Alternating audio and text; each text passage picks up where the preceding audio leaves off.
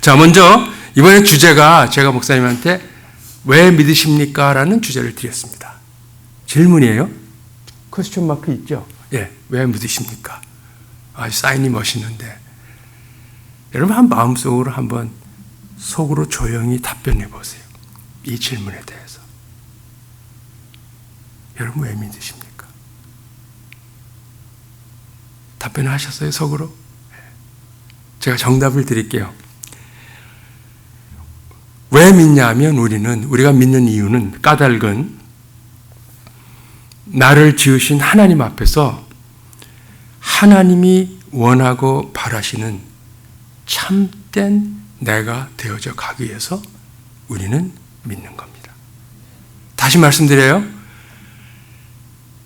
나를 지으신 하나님 앞에서 하나님이 원하고 바라시는 참된 나의 모습이 있어요. 그 모습으로 되어져 가기 위해서 우리는 하나님을 믿는 겁니다. 이번 말씀 집회 기간 동안에 이 제목이 여기 붙어 있으니까 이것을 여러분들이 말씀에 임할 때에 늘 이렇게 마음에 깔고 밑에다 이렇게 까시고 말씀을 같이 접하시면 더욱더 그 은혜가 있지 않을까 저는 생각합니다. 오늘 저희들이 읽은 본문 말씀이 온유한 자가 복이 있나니 이렇게 시작합니다. 여러분 온유하다 그러면 어떤 느낌이 드세요? 일반적으로 온유하다 그러면 와 닿는 느낌이 그 사람 조용하다, 얌전하다, 아니면 좀 나쁘게 얘기하면 우유부단하다, 그리고 성격이 온순하다, 그런 정도로 생각을 합니다.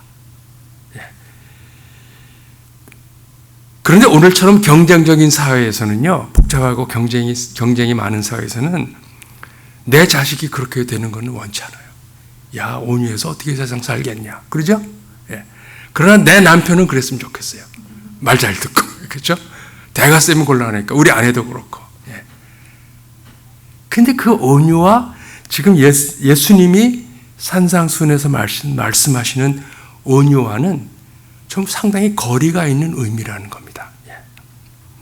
우리 미국 장로교 목사님 가운데 지금 돌아가셨어요. 한 3, 4년 전에 돌아가셨는데 유진 피러슨이라는 목사님이 계셔요.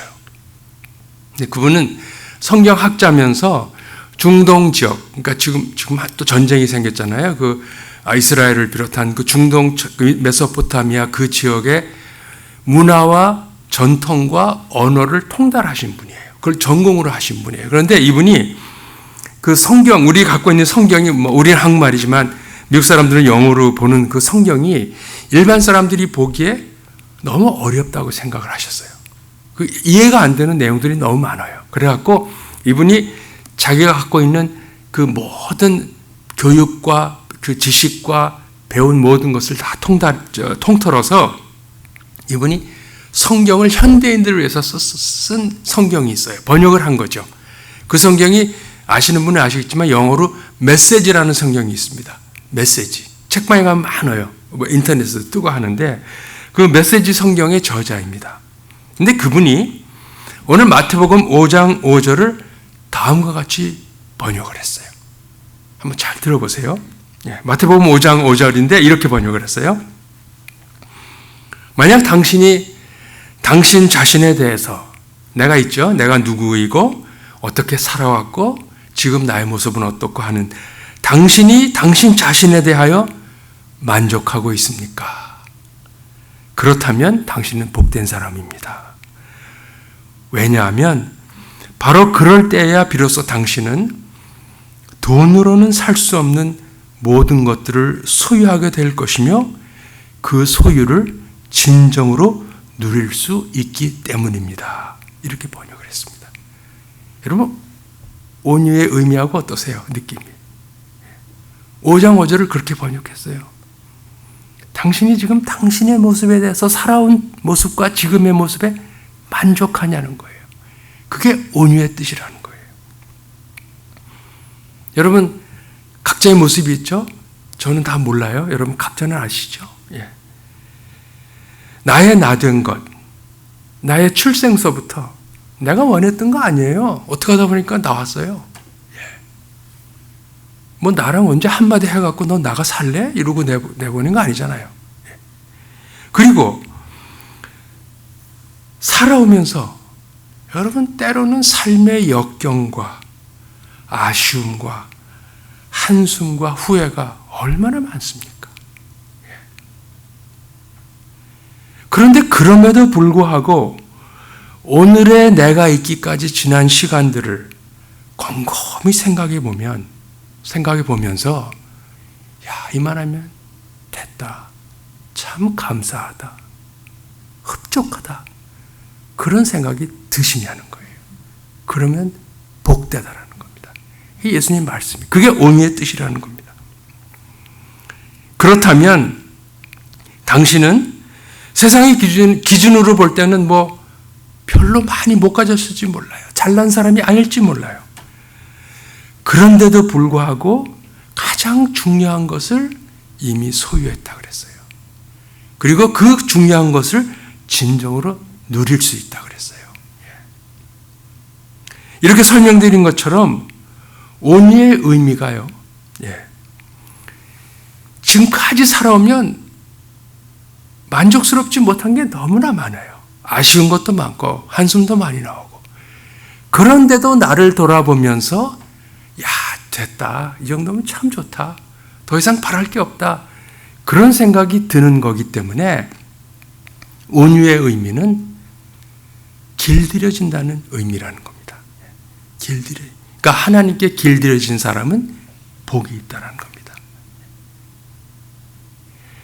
조금 전에 제가 왜 믿느냐라는 질문에 답을 드렸죠. 어떤 분은 그럴 거예요. 우리가 예수 믿고 구원받기 위해서 믿는 거 아닌가? 목사님이 좀 틀린 답이 아닌가? 그런 생각할지 모르겠습니다. 그런데 제가 정답을 드린 겁니다.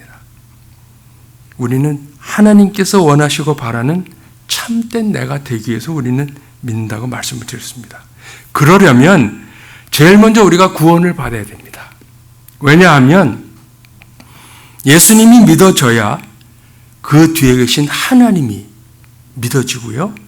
그 하나님이 살아계신 하나님이 천지를 창조하셨을 뿐만 아니라 나를 창조하셨다는 게 믿어집니다.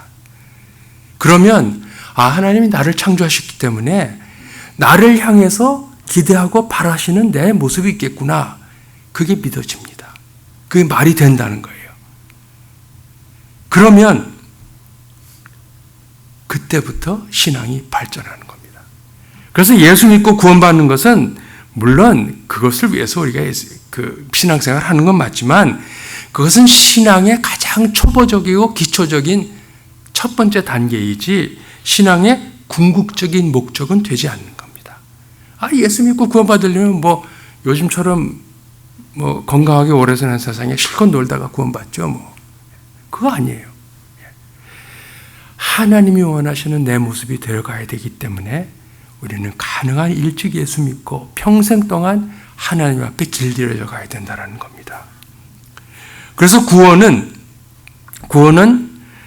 예수 믿고 구원받는 것은 신앙의 첫 단계고 그 후부터는 평생 동안 우리는 길들여진다라는 것. 그래서 이 길들여진다라는 것이 이 왜 믿으십니까에 대한 첫 번째 말씀이고요. 이번 집회에 흐르는 큰 맥입니다. 하나님께 길들여지자. 저는 지금 아틀란타에 살고 있습니다. 그런데 2년 전까지는 루이빌 켄터키에 살았습니다. 루이빌 켄터키 어딘지 아세요? 들어보셨죠? 하여간 여기보다는 조금 큰 도시예요. 제가 다 와보니까. 근데 왜냐하면 제가 왜 켄터키에 살았냐면 미국 장로교 총회 본부가 거기 있어요. 그래서 제가 뭐 총회 사무실에 나가야 되니까 거기서 살았는데 코로나가 생기고 재택근무하라 그래서 집으로 가도 된다 그래서 제가 집이 뭐 아틀란타는 아니지만 아틀란타로 이사를 왔습니다. 근데 제가 살던 켄터키가 뭐 그렇게 특별한 게 유명한 게 없어요. 그냥 작은 주고 루이빌인데 뭐 작은 주에다가 뭐 그 유명한 거 켄터키 프라이 치킨 있죠. 그거는 여러분들 잘 아시는 건데. 근데 한 가지 유명한 게 있어요. 그게 뭐냐면 매년 5월 첫째 주일이면 켄터키 덜비라는 걸 합니다. 혹시 들어보셨어요? 켄터키 덜비. 그게 뭐냐면 그 경마대회입니다. 승마가 아니고 경마대회. 즉 말이 한 10마리 정도 이렇게 쫙 달리는데 그 가운데 어느 말이 우승 1등, 2등, 3등 할지를 쉽게 말하면 도박이에요. 이렇게 배팅을 하는 거예요. 그래가지고 내가 돈을 걸은 말이 우승하면은 내가 배당금을 타가는 그런 건데 그게 루이빌에서 제일 유명한 거예요. 행사예요. 그런데 매년 켄터키 더비를 하면 이번에는 어느 말이 우승할 것 같다라고 막 신문에 나요. 스포츠 섹션에 쭉 나고 뉴스에 나오는데 그때 어떤 말이 우승을 할까라는 것을 예측하는 그 기준이 몇 가지가 있더라고요. 근데 물론 첫 번째가 종자고요. 그 말에 엄마 아빠가 누구냐 그 혈통을 보고요. 두 번째 보는 게 뭐냐면 그 말이 누구에게 훈련받았냐라는 것을 봅니다. 그러니까 말을 전문적으로 조련시키는 전문 훈련사가 훌륭한 조련사들이 있습니다. 그런 조련사가 훈련시킨 말이 달릴 때 그 말에 많은 사람들이 배팅을 합니다. 그 사람을 믿고. 예. 또 하나는 뭐 자키도 있고 뭐 그런 게 있습니다. 그렇습니다. 거친 야생마가 있었는데 그래서 사람이 올라타기만 하면 누가 타든지 그냥 흔들어서 떨어뜨리는 그런 말이 있습니다.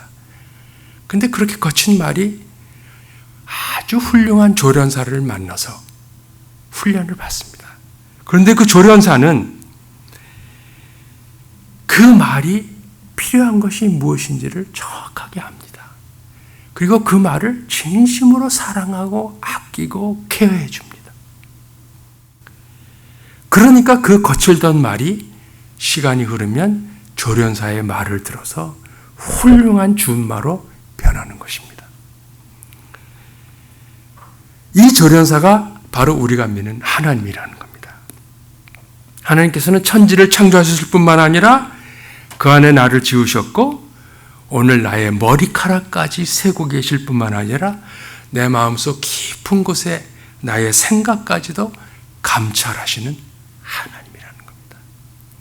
우리가 하나님께 길들여지면 하나님이 나의 조련사가 되셔서 나를 훈련시키시면 야생마 같은 내가 길들여질 수 있다는 것입니다.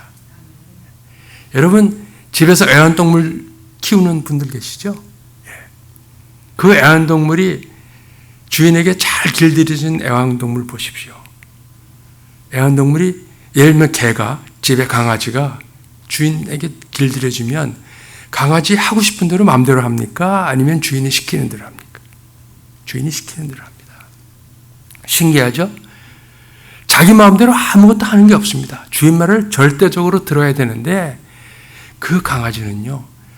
주인이 없어지면 날립니다. 주인을 그렇게 사랑하고 주인을 목숨 걸고 지킵니다.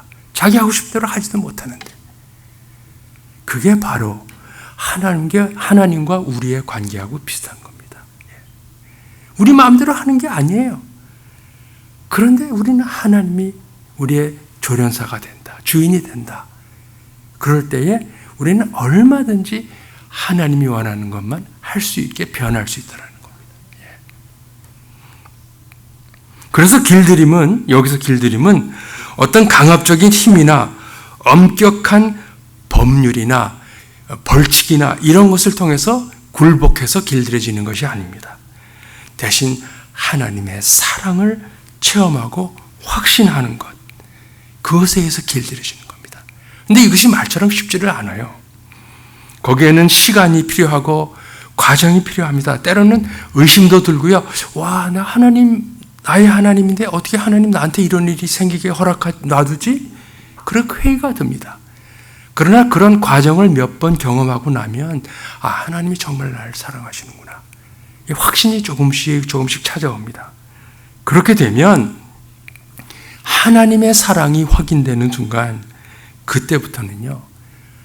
인내를 참을 수 있습니다. 어려움을 인내할 수 있습니다. 소망이 있기 때문에 하나님이 회복시켜 주시는 소망이 있기 때문에 그것이 바로 길들임의 모습입니다. 그래서 온유한 사람은 길들여진 사람은 하나님을 향한 깊은 신뢰가 쌓입니다. 그리고 지속적인 믿음의 정진이 있고요. 그리고 삶이 윤택해집니다. 많이 가져서 윤택해져요? 하고 싶은 거 다 해서 윤택해져요? 아니에요. 하고 싶은 대로 마음대로 못해요. 그러나 하나님 안에 붙들려 있기 때문에 삶이 건강하고 기름진 것입니다. 막 기름 비계 덩어리가 나고 차고 넘치는 기름이 아니고요. 아주 건강한 기름, 기름지고 윤택하다는 게 바로 그런 뜻입니다. 그래서 하나님 앞에서 내 자신의 본능과 욕심과 충동 같은 것들이 걸러지고 그것이 통제가 됩니다. 그러면서 내 약함이 정말 내가 약하고 연약하고 보잘것없는 것이 너무나 감사하게 보이고 왜? 그 뒤에 계신 하나님이 믿어지니까 그러면서 하나님과의 깊은 사귐의 관계에 들어가는 것입니다. 그래서 보면 삶에 보게 되면 관용과 겸손이 흐릅니다. 그래서 얼핏 보면 그래서 조용하고 얌전하고 말이죠. 저 사람 쉽게 쥐고 흔들 것처럼 보입니다. 그러나 겉으로만 그렇게 보이고요. 실제로는 아주 담대합니다.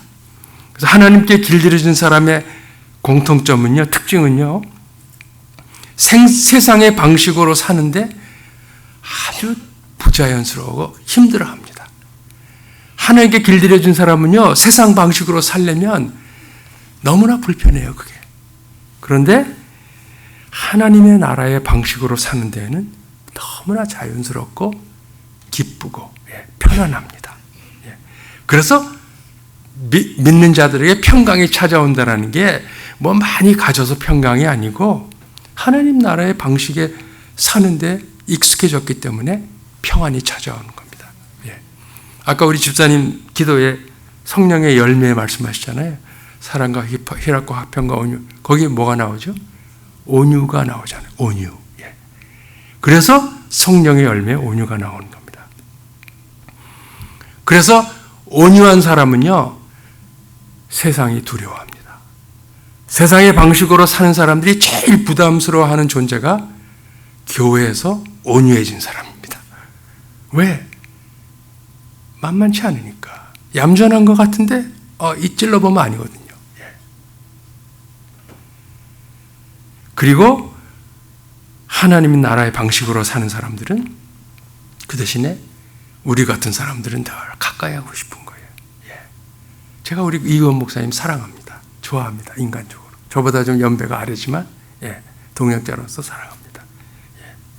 그런 겁니다. 그래서 우리 세상에는 그리고 교회에는 온유한 사람들이 많아야 됩니다. 그래야 세상이 변화됩니다. 하나님께 길들여진 사람이 많아야 세상이 변화됩니다. 근데 오늘 말씀을 보게 되면 이렇게 온유한 사람에게 하나님께서 예수님이 약속된 보상이 있다라고 답을 주셨어요. 그것이 뭐죠? 땅을 기업으로 주시겠다 그랬습니다. 복이 있으면 뭐가 있어야 될 거 아닙니까? 근데 복의 내용이 뭐냐면 땅을 기업으로 주시겠다. 혹시 우리 가운데 부동산에 관심이 많은 분들은 땅이 생겨? 그거 괜찮았네. 온유해져야 되겠네. 그런 생각할지 모르겠어요. 땅을 주시려면 기왕이면 슈리포트 말고 저 달라스 같은 데로 좀 다운타운으로. 근데 자세히 보면요, 땅을 주신다 그러지 않았어요. 땅을 기업으로 주신다 그랬어요. 여기서 기업이라는 단어가 중요합니다. 기업이 무슨 기자냐 하면 발할 기자가 아니고 터 기자입니다. 기초 기자입니다. 그러니까 발할 기자 하면 그것은 비즈니스예요. 기업할 때 한자로 그거를 발할 기자를 쓰면 그건 비즈니스, 인더스트리 그런 뜻인데 터 기자예요. 그래서 여기서 기업이라는 것은 비즈니스가 아니고 유업, 유산이라는 뜻이에요. 이어주는, 이어받고 이어주는 그러한 업이라는 겁니다.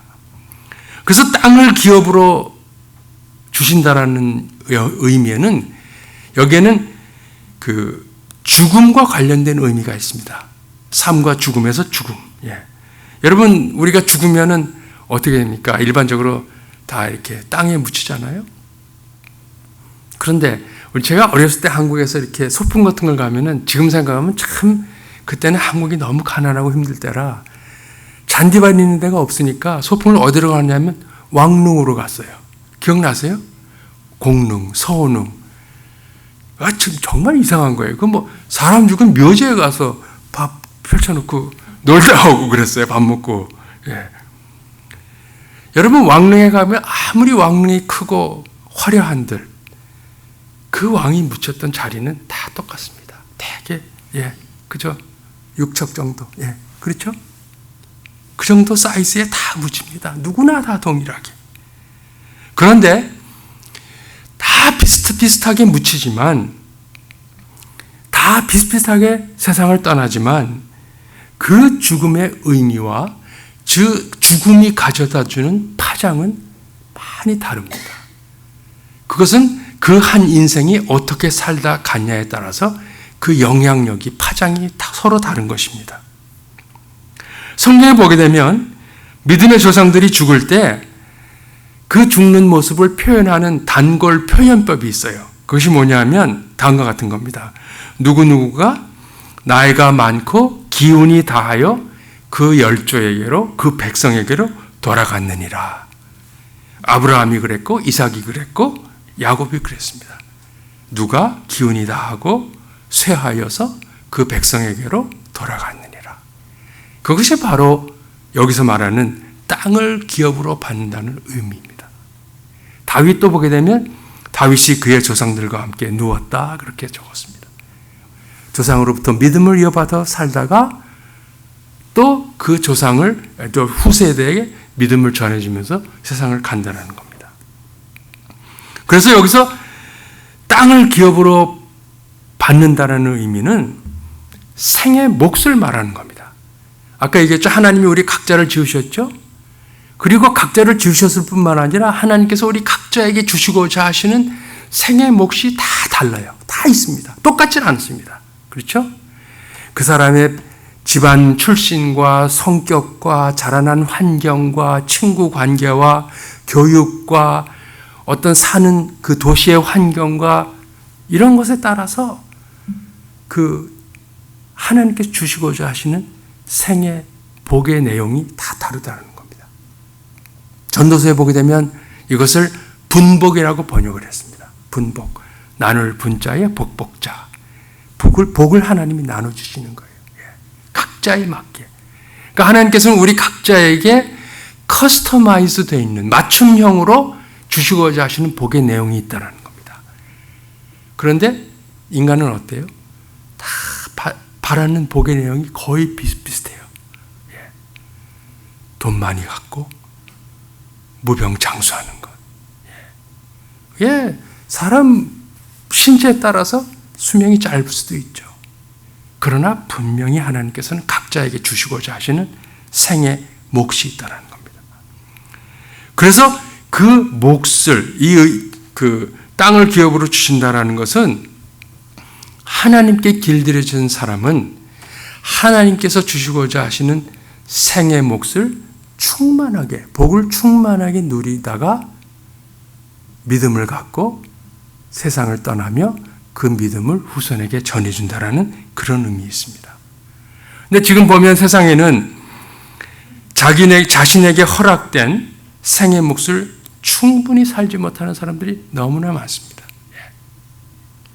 이들은 다 자신들의 욕망과 분노와 충동에 길들여져 살았기 때문에 하나님께 주시고자 하시는 생의 몫을 충만하게 살지 못하고 생의 마지막 순간에는 아쉬움만 가득 안고 세상을 떠나는 경우가 너무나 많습니다.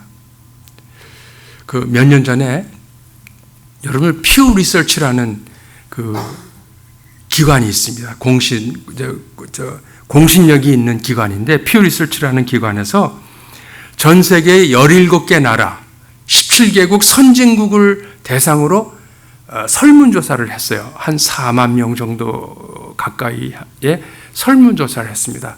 설문조사 내용이 뭐냐면 인생을 의미 있게 살기 위해서 당신에게 가장 소중한 가치가 무엇입니까? 라는 그런 질문이에요.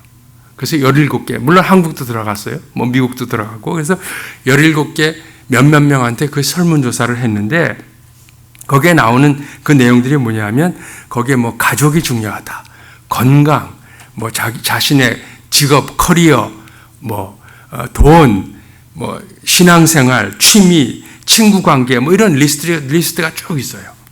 그런데 그 설문조사한 결과를 보니까 17개 나라 중에서 미국을 포함한 14개의 나라에서 최고의 가치로 나온 것이 뭐냐면 가족이었습니다. 패밀리.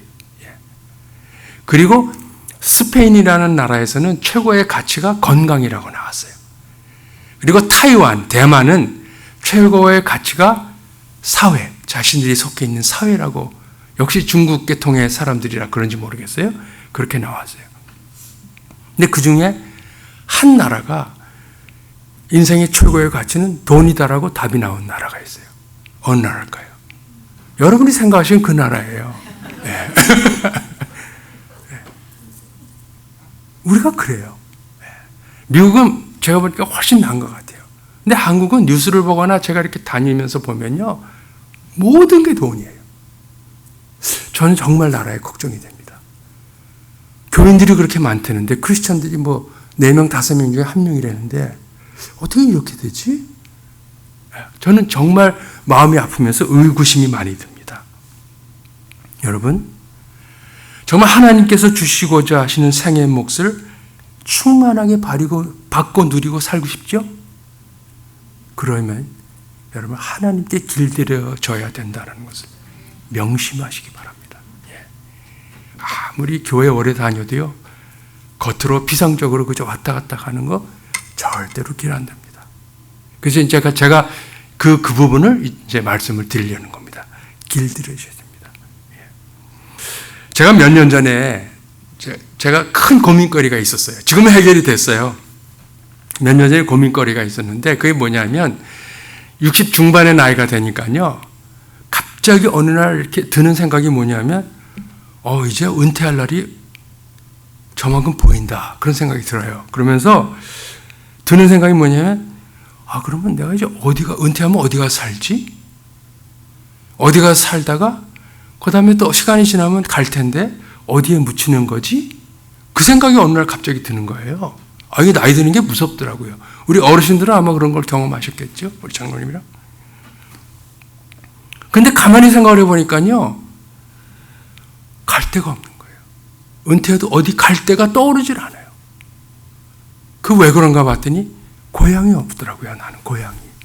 그러니까 이번에도 코로나가 생겨서 총회가 더 이상 사무실 나오지 말고 재택근무하라 그래서 했더니 미국 사람들은 다 고향이 있는 데로 가더라고요. 나는 고향이 없어요. 물론 한국이 고향이죠. 근데 한국은 못 가고요. 원래 이제 저희 부모님은 이북서 태어나셔서 이북 사람이에요. 그래서 이북서 살다가 6.25 때, 1.4.5 때 피난 내려오셨어요. 평양에 사시다가 1.4.5 때 피난 내려오셔서 저 대구까지 갔다가 서울에 와서 전쟁 끝나고 저를 낳으셨대요. 전쟁 끝나고 얼마 있다가. 그래서 이미 한국에는 고향이 없고 그나마 고향이라면 서울일 텐데 서울에 못 가거든요. 78년도에 미국에 와가지고 직장 생활을 쭉 하다가 40대 중반에 신학교를 가서 목사가 됐어요. 목회를 하다 보니까 평균 5, 6년에 한 번씩 이사를 다녀요. 왜냐하면 청빙 받으면 또 가는 거니까. 목사가 한 군데 내가 여기 영원히 있겠습니다, 그럴 수 없잖아요. 그러니까 이사를 다녔어요. 그러다 보니까 고향이 없어요.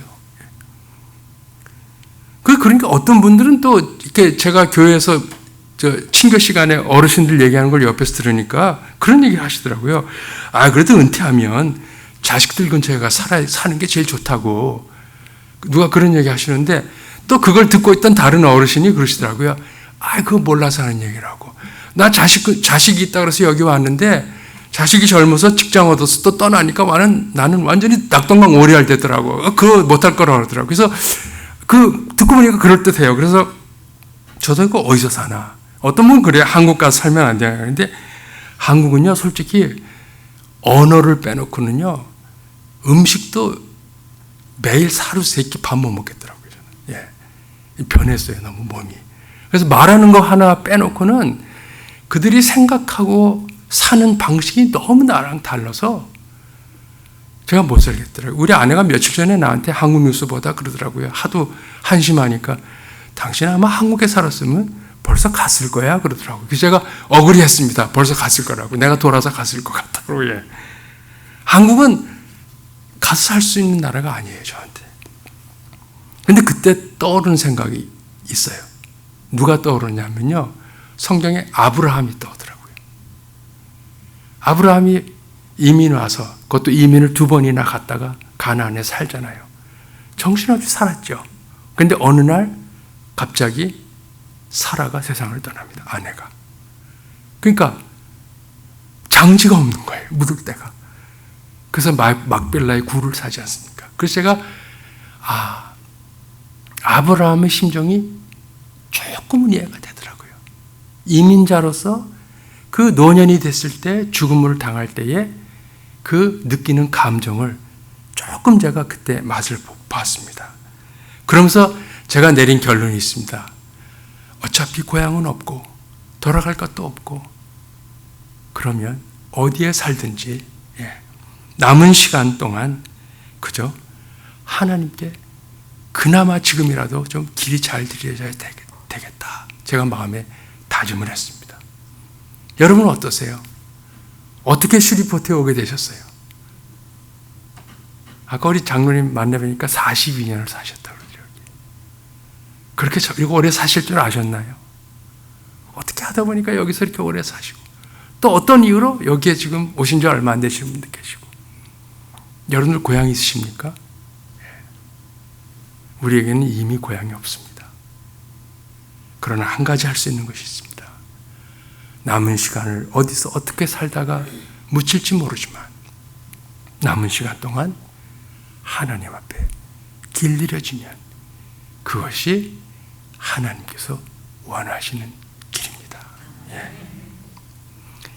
자, 그러면 우리가 길들여지는데 오늘은 이제 간단히 시간이 많이 갔으니까 어떻게 길들여집니까? 그 첫 번째 단계를 제가 좀 여러분과 나누겠습니다. 어떻게 길들여집니까? 자, 보세요. 길들여진다 그러면은 그 의미에는 무슨 의미가 담겨져 있죠? 내가 아직 길들여지지 못했다라는 의미가 있는 거예요. 그죠? 내가 길들여진다라는 것은 나는 길들여지지 않았다 하는 부분이 많다. 즉, 나에게 길들여지지 않은 부분, 이것을 찾아서 고쳐나가는 것이 우리에게 필요합니다.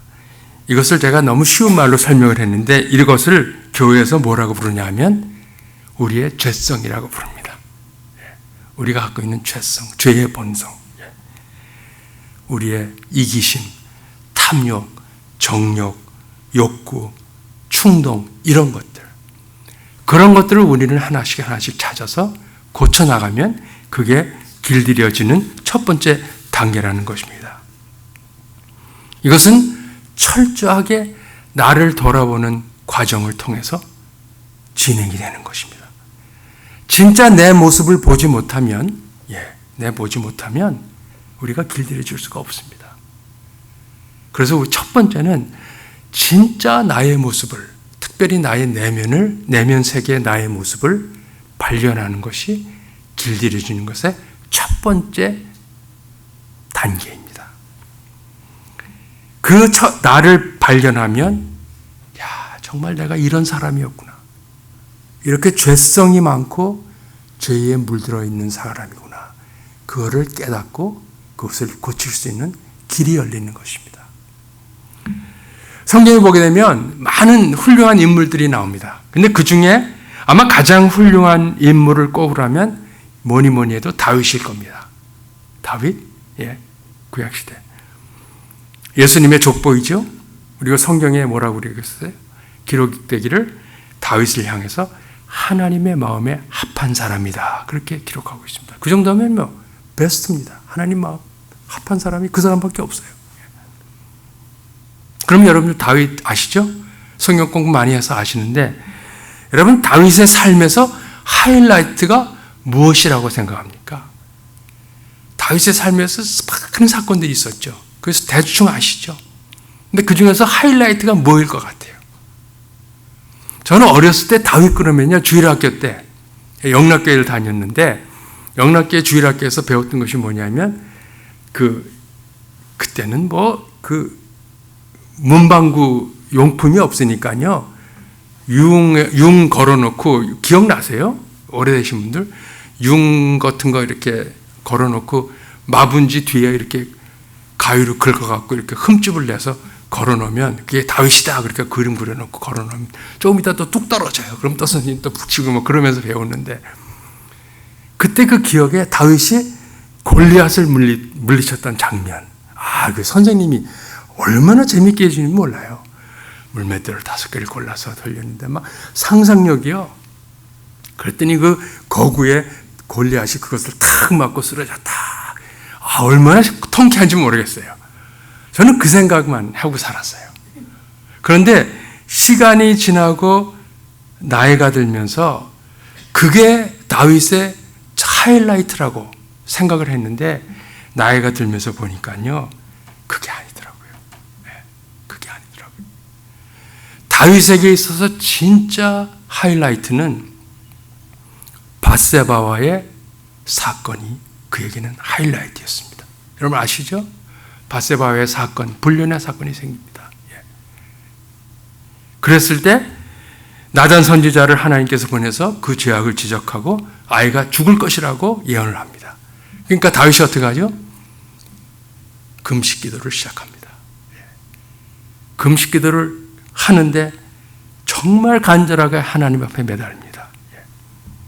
그런데 7일째 될 때 그 아이가 죽어버립니다. 참, 하루만 더 있으면 어떻게 됐겠어요? 하루가 지나면, 왜 7일일까요? 하루가 지나면 8일이 되면 이스라엘의 율법에 의해서 할례를 줘요. 할례는 하나님의 축복의 의미가 있어요. 그러니까 하나님께서는 아마 축복의 의미가 있는 할례를 행하고 데려가지 못하셨다고 저는 생각을 해요. 그래서 7일. 그러니까 7일이 갖고 있는 의미는 다윗이 하나님 앞에 극도로 낮아질 대로 낮아지고 자기의 내면을 적나라하게 발견하면서 통곡하고 눈물을 흘리는 그런 7일이었어요. 데려가실 거면 하루 만에 데려가시. No. 하루 만에 데려가셔서는 다윗이 될 수 없어요. 그러나 7일 동안 다윗이 그랬을 거 아니에요. 야, 하루만 지나면 할례를 줄 수 있구나. 그러면 하나님께서 안 데려가시겠지. 그 생각했을지 몰라요. 그런데 할례를 앞두고 하루 전날 하나님이 데려가. 이런 야속한 하나님이 어디 있을까? 그러나 다윗은 그 7일 동안 눈물로 통곡하며 자신의 진짜 모습을 발견했기 때문에 그는 다윗으로 거듭날 수 있었던 겁니다. 그래서 사무엘하 12장 24절에 보게 되면 그 아이가 죽고 나서 일상으로 돌아오지 않습니까? 의관을 갖추고 음식을 먹고 이러는데 10장 24절에 보면 이렇게 기록이 되어 있습니다. 다윗이 그의 아내 밧세바를 위로하고 그에게 들어가 그와 동침하였더니 그가 아들을 낳음에 그의 이름을 솔로몬이라 하니라. 여기서 중요한 것이 몇 개 있는데요. 성경에 밧세바를 부를 때 성경에서 처음으로 밧세바를 다윗의 아내라고 부릅니다. 그 전까지는요, 다윗이 우리아의 처 밧세바를 범하니 다 우리아의 처였어요. 그런 가운데 아기가 태어났잖아요. 그런데 다윗이 완전히 7일 동안 눈물로 회개하고 하나님 앞에 기도하고 나서 나서 하나님께서 그를 인정하는 거예요. 그래, 다윗이 그의 아내 밧세바를 위로하고. 중요한 포인트입니다. 하나님의 인정을 받았다는 거예요. 그 전까지는 불륜의 관계였어요. 이제는 아내가 된 거예요. 그런데 여기서 위로했다라는 게 뜻이 뭘까요? 여러분, 다윗이 당시의 왕입니다. 최고의 권력자입니다. 들어가서 이렇게 어깨 두드리고, 여보, 다 지나간 거 잊읍시다. 새 출발합시다. 이랬을 것 같을까요? 어떻게 했을까요? 저도 안 봐서 몰라요. 그러나 아마 제 상상에는 아마 다윗이 무릎을 꿇지 않았을까. 정말 밧세바에게 진심으로 마음속 깊이 용서를 구하고 자기의 잘못을 인정하고, 그리고 하나님께서 다윗의 아내로 불러주시니까 그와 동침해서 아들을 낳았다. 그게 솔로몬이다. 물론 그 시간이 오래 걸려요. 또 그 전에 아들이 있던 것으로 압니다. 그러나 성경은 그런 부분은 이렇게 빼고 솔로몬에 집중을 하다 보니까 그렇게 썼습니다.